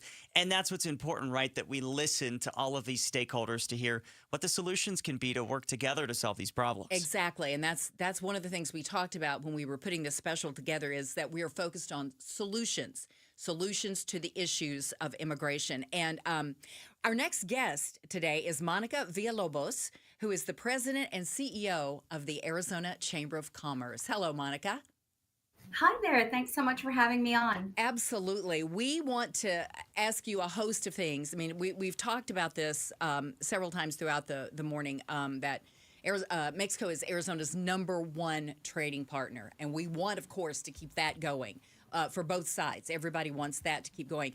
You wrote an article, I believe it was last February, about why you think Arizona's immigration policy is going backward. Can you elaborate on that just a little bit? Sure, absolutely. From the business owner perspective at the Arizona Hispanic Chamber of Commerce, what we're hearing from businesses is that those kinds of immigration policies that we were looking at last year as well as this year are really anti-business. And there are three basic concerns that business owners always cite when we look at these anti-business immigration policies. The first is workforce shortage. We know there's an aging population in Arizona, and we need to make sure that we have enough workers to be able to complete the projects and contracts, whether it's in construction or agriculture.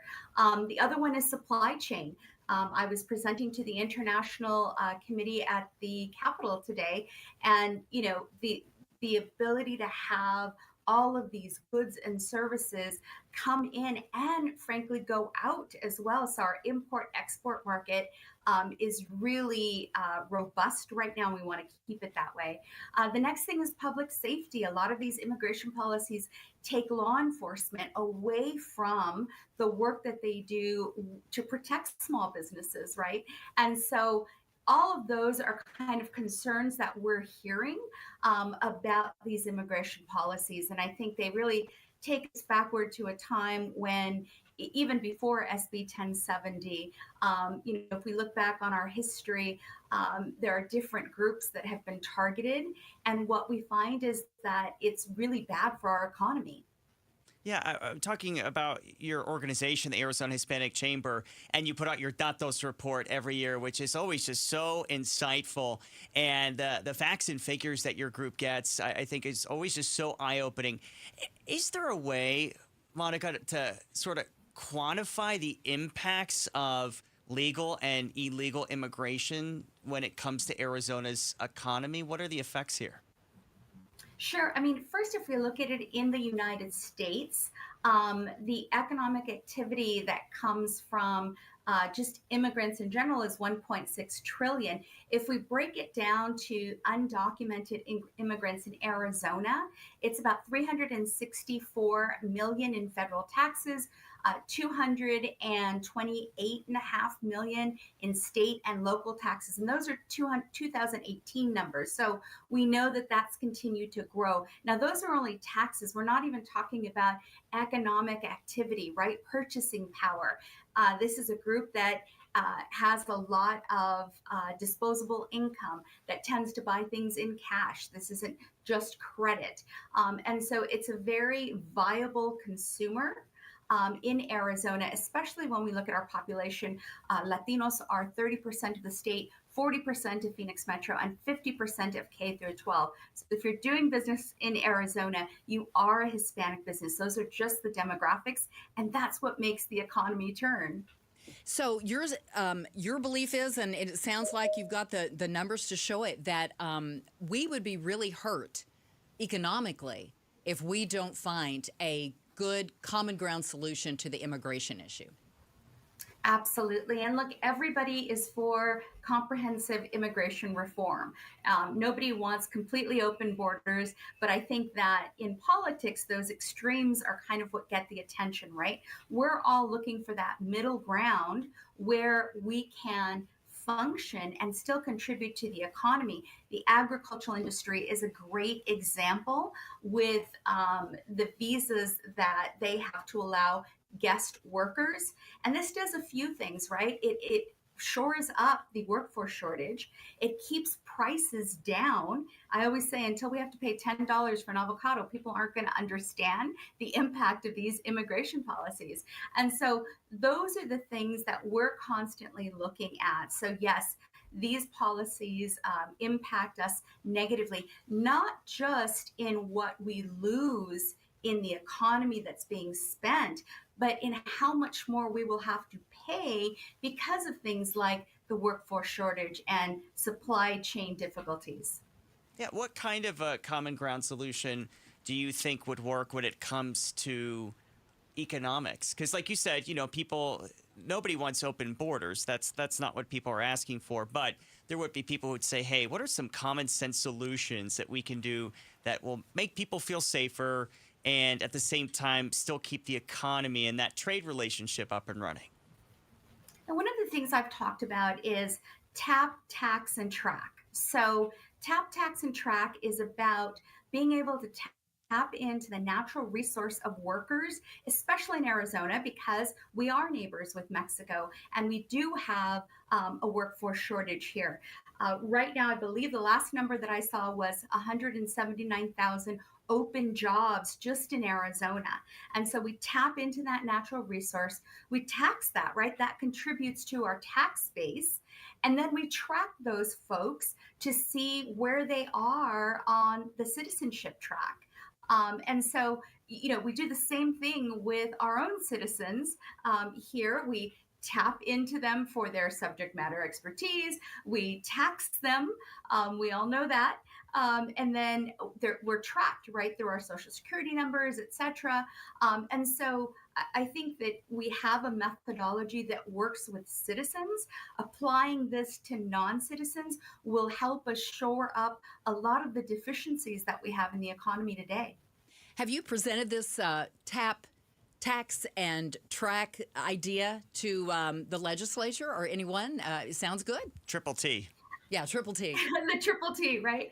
I have not directly to the legislature, but every presentation that I do when this question is asked, I do put this out there. I'm hoping that it gains some momentum. I know that immigration reform is far more complicated. That this would be kind of a Band-Aid to a long-term solution.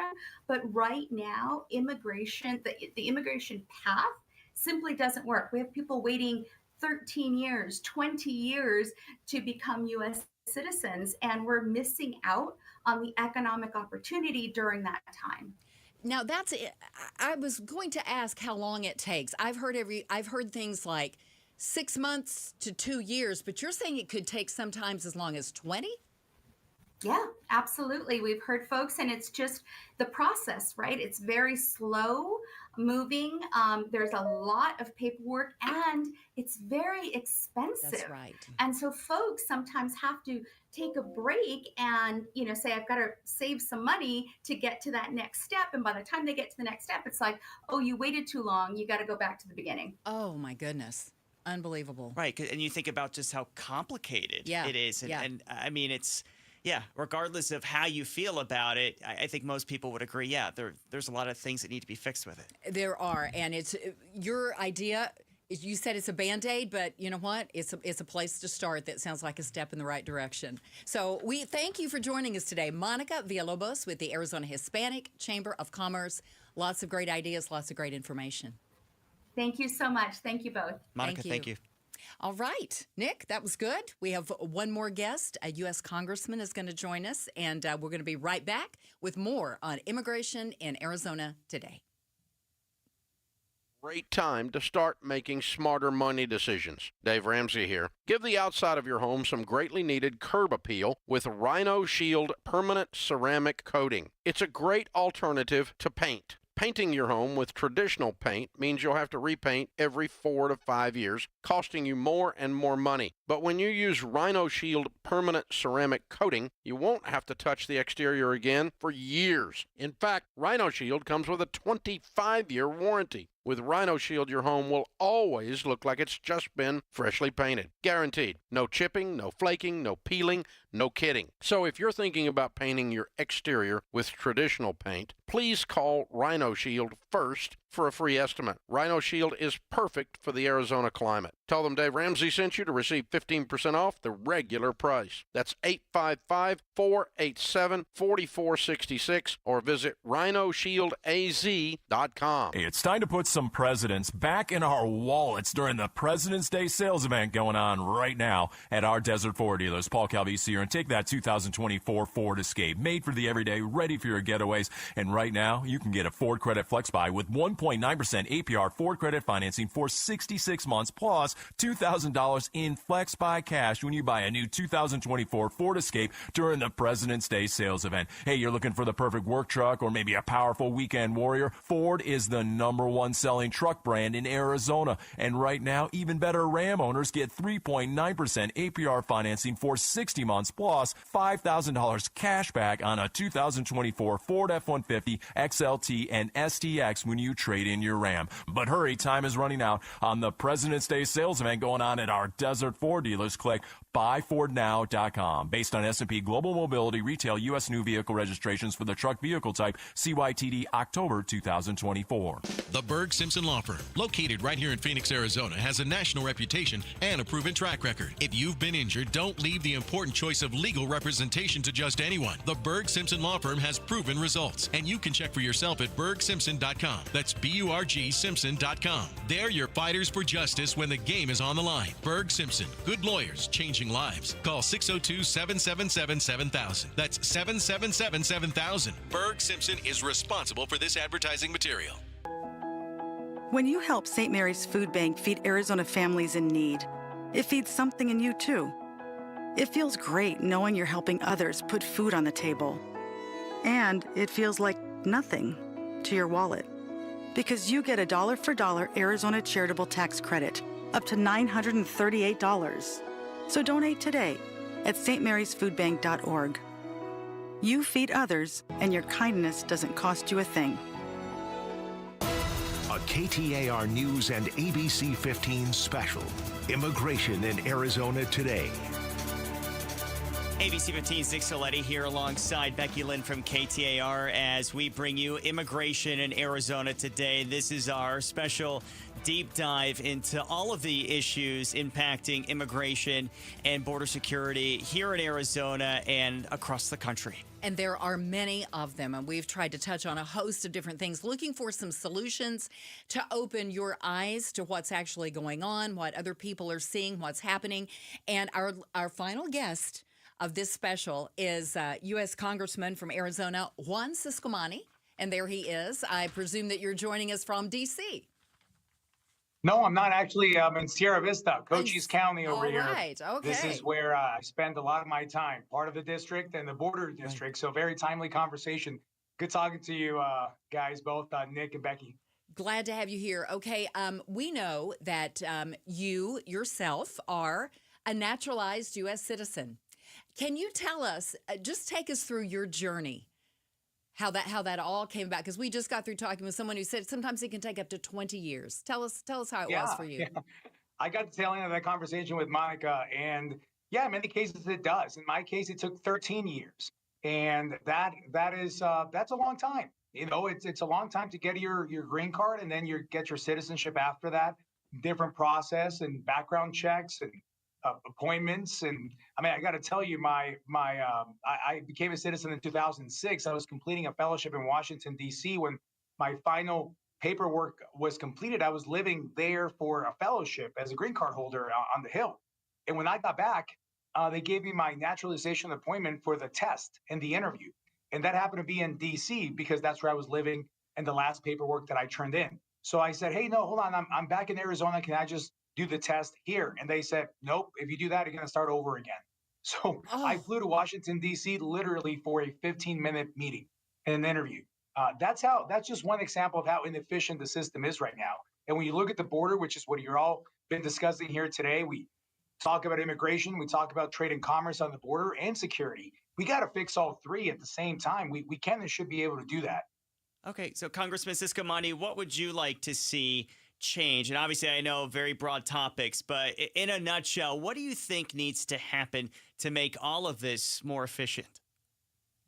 Well, that's a great question. And this is what I would say. We can talk about specific policies, but when you look at, again, you've got the immigration bucket, which is the process of coming here, immigrating, work visas, our dreamers, our DACA students pursuing the American dream through a green card or a citizenship, right? So we've got that process that is bureaucratic and old and outdated. And then you've got the trade and the commerce on the border. This is where the ports of entry. I just met with the director of the Tucson port of entry, meaning the sector over in Nogales yesterday, and talking about the technology that we need in that area. Trade and commerce is huge for Arizona and for our economy. And then you've got security, the really bad actors, trafficking people, drugs, fentanyl that are posing a danger to our nation. So you've got three different buckets, I would say, of border situation that we can talk about.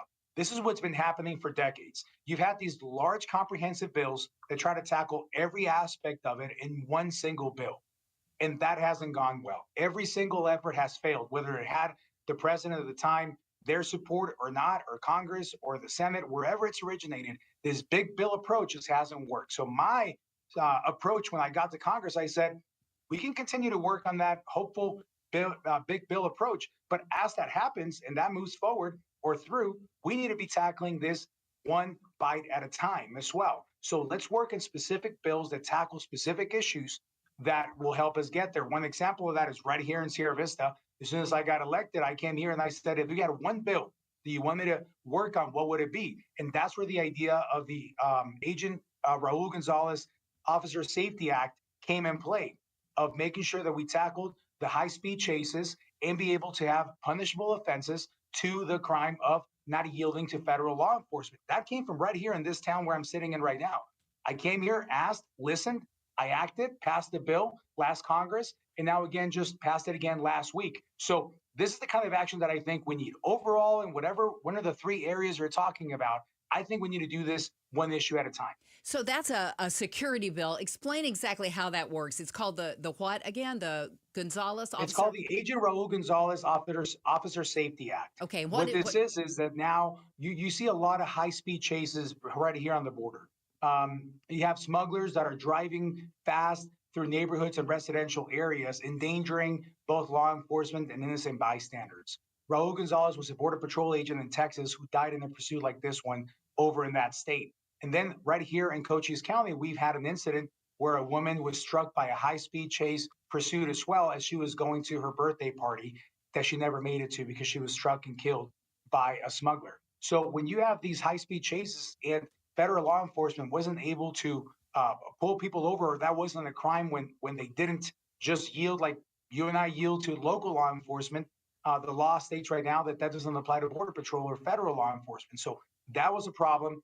We fixed it in this bill. It now goes to the Senate and then hopefully for the president to sign shortly after that. So that's one example of a bill that, again, doesn't solve the entire border situation, but that one piece is going to be in better shape. Congressman, I wanted to ask you about Dreamers. What do you think the solution is with Dreamers? And would you support a path to citizenship for them? That's a very good question. I've been on record here, both through statements and also my voting record, of supporting our Dreamers students and DACA students, giving them a shot at the American dream, the opportunity to work, the opportunity to pursue a legal status here in this nation. Many of them I know them personally. So when you look at a lot of people that are in this situation, they grew up here. They went to our public schools. We've already actually invested in them this entire time. And now all they want is to be able to work, to be able to pursue a career maybe in the military and to start a business. Just they're not part of any other nation except this. So they came here with no fault of their own, and we need to find a way that we can make this fix permanent. I appreciate the 2-year permit that they can kind of like breathe for a little bit when they're here for that 2-year extension, but that's no way to live. To be here every 2 years, not knowing what's going to happen, we need to find a permanent solution for that. I've been championing that. I voted in favor of this several times as an appropriator during my 2 first years in Congress. So this is one of the things that I really want to continue to work on and fix on a permanent basis. And Congressman, just to clarify, so that would include a path to citizenship for Dreamers? That includes a path to legalization in this nation. See, everybody that becomes a green card, that has a green card like I did, then you have the choice if you want to go become a U.S. citizen or not. Right? I was given the green card and said in 5 years, you can apply for citizenship. You don't have to, but you can stay as a green card holder or you can pursue your citizenship, but you got to wait 5 years. So when you look at all the specifics that we can, what we have to meet in the criteria to get there, I think that the devil's going to be in the details, but I definitely think that if someone wants a path all the way through and be a full integrated member of American society and be a citizen, we should be able to honor that and have that opportunity, especially for people that have been here for that long and have also checked all the boxes and stayed out of trouble and like my family did. You go through the application process and you've got fees and you've got interviews and you've got tests and all that.